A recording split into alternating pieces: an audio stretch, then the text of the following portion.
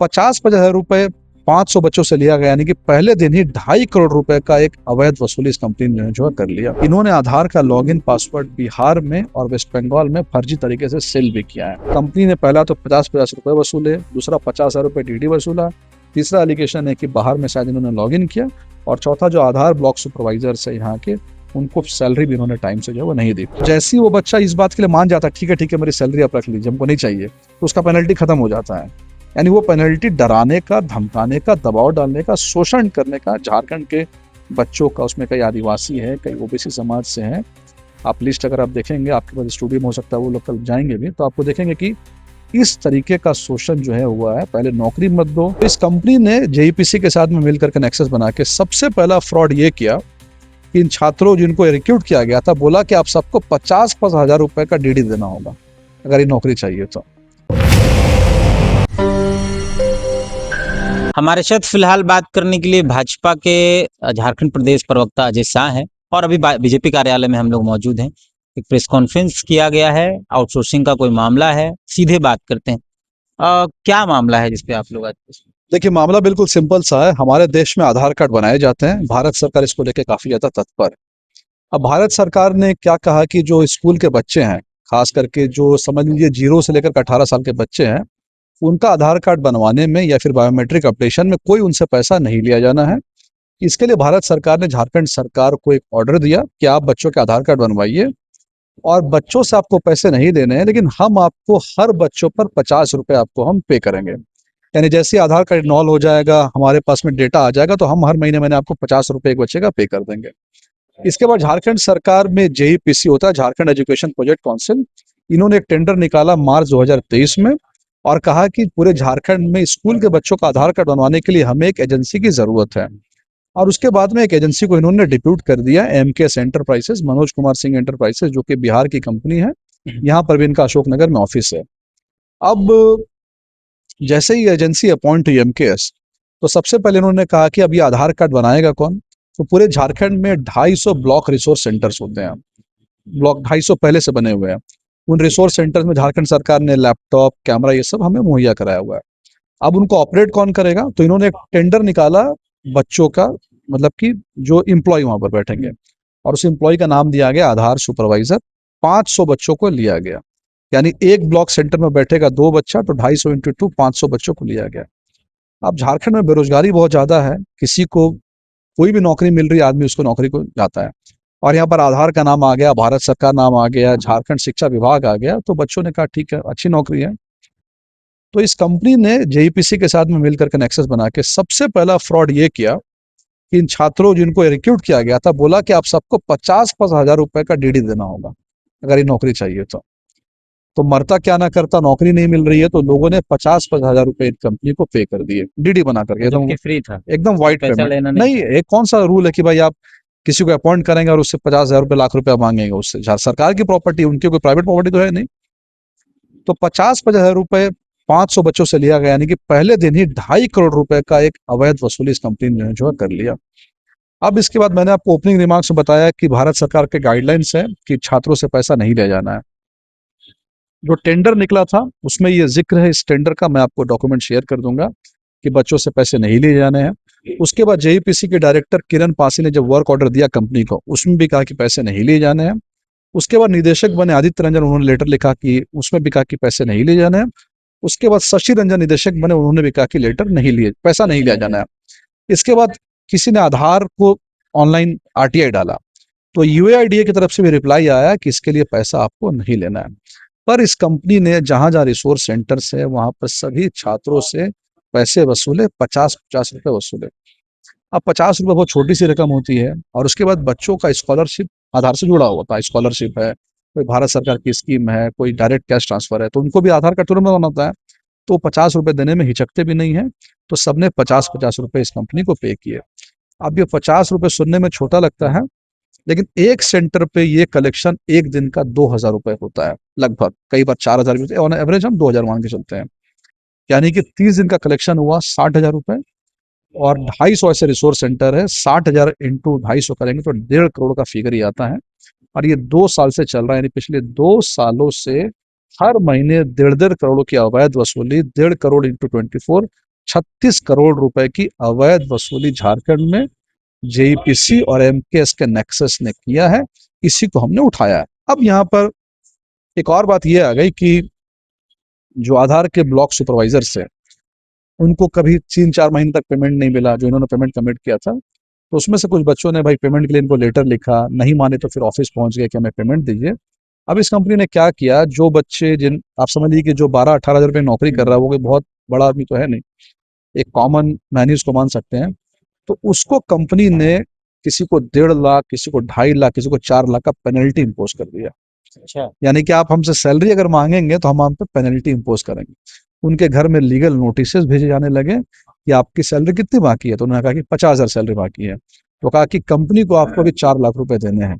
यानी जो इन्होंने जो डिपॉजिट किया था स्टार्टिंग में 50,000, वो तो गया ही गया, सैलरी भी गई गई, और साथ में पेनल्टी मार करके इनको आधार सुपरवाइजर को जो है परेशान किया जा रहा है। इसी पेनल्टी का आधार क्या लगा है, क्यों, किस बात पे पेनल्टी? पेनल्टी का आधार इन्होंने ऐसा लगाया कि आधार जब एजेंसी किसी को देता है, यूएडीआई, तो यूएडीआई में कुछ रूल्स बहुत स्ट्रिक्ट माने जाते हैं। स्ट्रिक्ट इसलिए माने जाते हैं क्योंकि मान लीजिए कि यूएडीआई आधार कार्ड बनाता है, आधार कार्ड से बाद में वोटर कार्ड बनता है, तमाम चीजें आधार कार्ड पे बन रहा है। अब आधार कार्ड अगर फर्जी तरीके से बनाया जाने लगेगा तो ये बहुत बड़ी मुश्किल हो जाएगी। इसीलिए आधार का गाइडलाइंस ये कहता है कि अगर आपका कोई कंप्यूटर है, आपको जो किट दिया गया आधार किट, अगर इसी कंप्यूटर में पैरेलल आपने कहीं और लॉगिन किया तो आपको इसके लिए पेनल्टी लगाई जाती है। तो इस कंपनी ने क्या किया, जो एलिगेशंस हमारे पास सामने आ रहे हैं, इन्होंने आधार का लॉगिन पासवर्ड बिहार में और वेस्ट बंगाल में फर्जी तरीके से सेल भी किया है। जो फर्जी तरीके से आधार कार्ड, जो आपने सुना आधार फर्जी कैंप, क्या होता है, उसमें कहीं ना कहीं आधार जो एजेंसी देता है, उसी एजेंसी का लॉगिन पासवर्ड आप ले लेते हैं, लॉगिन करते हैं पर आधार बनाना आप चालू कर देते हैं। तो इस कंपनी ने उसी तरह का फ्रॉड भी किया। अब जाहिर सी बात है, जो कंपनी 50-50 रुपए नहीं लेना है वो ले रही है, 50,000 रुपए वसूल कर रही है, जो इतने अवैध वसूली कर रहा है, इसका मतलब कंपनी ही फ्रॉड है। तो वो कंपनी से हम क्या उम्मीद कर सकते हैं, आराम से सेल कर। तो इस कंपनी ने पैरेलल कहीं पर लॉगिन करके इन छात्रों के ऊपर में ये एलिगेशन लगा दिया कि ये लॉगिन जो है तुमने कंपनी किया है, खुद खुद लॉगिन की लॉगिन है और करके ये इल्जाम इन इन पर पे और डाल साधारण दिया कि फाइन तुमको है। 4 लाख रुपए जो है अब पे करना है। पहली बात। दूसरी बात, अगर आप टेंडर पेपर का ओरिजिनल डॉक्यूमेंट देखेंगे, तो टेंडर पेपर का ओरिजिनल डॉक्यूमेंट जो मैंने पढ़ा, या फिर वर्क ऑर्डर पढ़ा, या फिर यूएडीआई के जो गाइडलाइंस है, उसमें साफ साफ लिखा हुआ है कि अगर कोई गलती पाई जाती है, service provider will pay the penalty. यानी अगर एजेंसी गलती पे हुई करे। है, यस, एजेंसी को पे करना है। ये नहीं कि एजेंसी का कोई कंप्यूटर ऑपरेटर है, उसको ये पैसा कभी पेमेंट नहीं करना है। और जो बच्चे जिन्होंने लॉगिन किया है, इनको इस आधार पर रखा जाता है। आधार एक एग्जाम कराती है, एक कोर्स कराती है, सर्टिफिकेट कोर्स। जो उस एग्जाम को क्वालिफाई करेगा उसी को ही ये किया जाता है।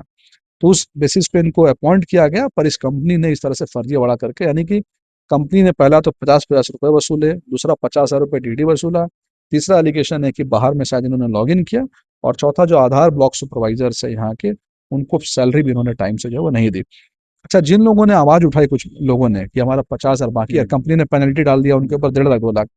तो जैसे ही वो बच्चा इस बात के लिए मान जाता है, ठीक है ठीक है मेरी सैलरी आप रख लीजिए, हमको नहीं चाहिए, तो उसका पेनल्टी खत्म हो जाता है। यानी वो पेनल्टी डराने का, धमकाने का, दबाव डालने का, शोषण करने का, झारखंड के बच्चों का, उसमें कई आदिवासी है, कई ओबीसी समाज से हैं। आप लिस्ट अगर आप देखेंगे, आपके पास स्टूडियो में हो सकता है, वो लोग कल जाएंगे भी, तो आपको देखेंगे कि इस तरीके का शोषण जो है हुआ है। पहले नौकरी मत दो, नौकरी दो तो उनसे पहले 50,000 रुपये लीगल तरीके से ले लो, इलीगल पैसा लीगल तरीके से ले लो, उसके बाद उनको सैलरी भी नहीं दो, और सैलरी मांगे, राइट्स के लिए आवाज उठाए, तो उनके ऊपर में कोर्ट कचहरी ये सब मुकदमा धाम के उसको दबा दो किसी तरह ये से। 50-50 रुपए उठाने की जो आप बात कर रहे हैं कि आधार बनाने के नाम पे उठाया, तो उन लड़कों ने उठाया जो बच्चे वहां काम कर रहे थे, तो वो उठा के फिर किसको दे रहे थे? एजेंसी को ट्रांसफर कर रहे थे। आज मैंने प्रेस कॉन्फ्रेंस में ऑनलाइन ट्रांजेक्शन के बहुत सारे सबूत भी दिए। इन बच्चों, जो आधार सुपरवाइजर है, आधार सुपरवाइजर कंपनी के लिए काम कर, आधार सुपरवाइजर को बोला गया पैसा कलेक्ट करने को, पैसा कलेक्ट करना है, हर महीने पैसा कलेक्ट करके वो एमकेएस को तो देते थे। उसको पता नहीं था कि ये कलेक्शन ही इलीगल है, उस बच्चों को तो पता हो। नहीं नहीं, पहली बात तो ये है कि जो आधार सुपरवाइजर है वो कंपनी के पेरोल पे काम कर रहे हैं, वो कोई भारत सरकार के लिए काम नहीं कर रहे हैं। कंपनी ने उनको अपॉइंट किया, कंपनी ने कहा कि आपको इनसे पैसा लेना है, और ये पैसा उनको से ले रही थी, सीधे। भारत सरकार ने कंपनियों का पैसा लेना नहीं। हाँ, भारत सरकार ने झारखंड सरकार को कहा कि पैसे नहीं लेने, यानी भारत सरकार ने रोल दिया झारखंड सरकार को। झारखंड सरकार शिक्षा विभाग में जेईपीसी है। अब जेईपीसी जो है वो, उसने टेंडर दिया इस एजेंसी को, एमकेएस को, और एमकेएस ने सभी से जो है पैसे का इस तरीके से लेकिन अवैध जितने कलेक्शन। गाइडलाइन है, सरकार के जो नियम है, या आधार बनाने वाला जो संस्था उसका नियम, उसमें ये है कि पैसा 50 रुपए नहीं लेना। नहीं लेना है। मैंने आज प्रेस कॉन्फ्रेंस में भी कहा, मैं आपको अभी डॉक्यूमेंट भेज दूंगा। टेंडर डॉक्यूमेंट में ये चीज मेंशन है कि निःशुल्क होना है। वर्क ऑर्डर जो उनको मिला उसमें भी मेंशन है कि निःशुल्क होना है। इसके बाद वहां के 3 निदेशक ने लेटर लिखा, उसमें भी मेंशन है कि निःशुल्क होना है। उसके बाद आधार का जो ऑनलाइन रिप्लाई आया है उसमें मेंशन है कि आपको इसे पैसे नहीं लेने, और ये ओपन फैक्ट है। यहाँ तक कि ये भी बताया जाता है कि आपको ये पब्लिसाइज भी करना है कि पैसे आपको नहीं ले जाने। लेकिन होता क्या है कि हम जो जैसे हम थोड़ी देर के लिए घूस की बोर्ड नोटिस हम थोड़ी देर के लिए घूस की बात करें, मान लीजिए रिश्वत तो नहीं लिया जाना है, लेकिन आपको भी मालूम है कि रिश्वत देने के राशन लिए लोग दुकान उतावले हो जाते हैं। राशन दुकान में भी रिश्वत देकर के काम हो रहा है। तो यहाँ पर तो मैंने आपको कहा कि जो आधार बनवाने रहा है उसको क्या चाहिए, उसको चाहिए कि अगर मैं 50 रुपए दे के मेरा आधार बन जाएगा तो कल को जो स्कॉलरशिप का पैसा आना है या सरकार की तरफ से डायरेक्ट पैसा आना है वो आना है। तो उसके लिए उस 50 रुपए की वैल्यू नहीं है। तो वो कई बार अपने से भी दे देता है, कई बार नहीं देता है। तो वहां पर और ये शिकायतें आई है कई बार, ऐसा नहीं है कि ये शिकायतें नहीं आई इस पे। कई बार आधार रिसोर्स जो सेंटर है, ब्लॉक रिसोर्स सेंटर से वहां पर हो हंगामा हुआ है और सरकार के पास ये बात पहुंची, लेकिन आज तक इस पे कोई कार्रवाई नहीं की गई। आखिरी में ये कि उन बच्चों, वो बच्चे जो आपके मार्फत आए हैं इस हाँ मामले को हाँ लेकर, हाँ। क्या डिमांड है उन बच्चों की? आप लोग क्या मांग रख रहे हैं सरकार से या एजेंसी से? और देखिए, हमने सबसे पहला डिमांड तो यही रखा है कि मुख्यमंत्री जी इस पूरे के पूरे नेक्सस की जांच करें। हमारा एलिगेशन है कि हर महीने 1.5 करोड़ रुपए रेगुलर बेसिस पे 2 साल तक कभी भी बिना शिक्षा विभाग के संरक्षण के नहीं चल सकता। ये कॉमन सेंस है।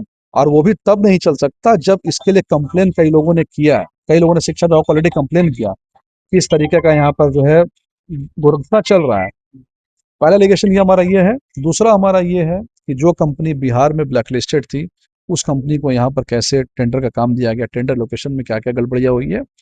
और उसके बाद हमारा एक एलिगेशन अच्छा, ये ये भी है कि कंपनी क्या ये ब्लैकलिस्टेड है? ब्लैक लिस्टेड है बिहार में, एमकेएस? एमकेएस। हमारा ये भी कहना है, लास्ट हमारा ये भी ये डिमांड है कि ये कंपनी का ये जांच होना बहुत जरूरी है, क्या इसके लॉगिन आईडी जो है वो झारखंड से बाहर दूसरे स्टेट्स में लॉगिन हुए हैं कि नहीं हुए हैं। ये भी सरकार को जांच जो है करनी चाहिए, तभी सारा का सारा जो है क्लैरिफिकेशन आने वाला है।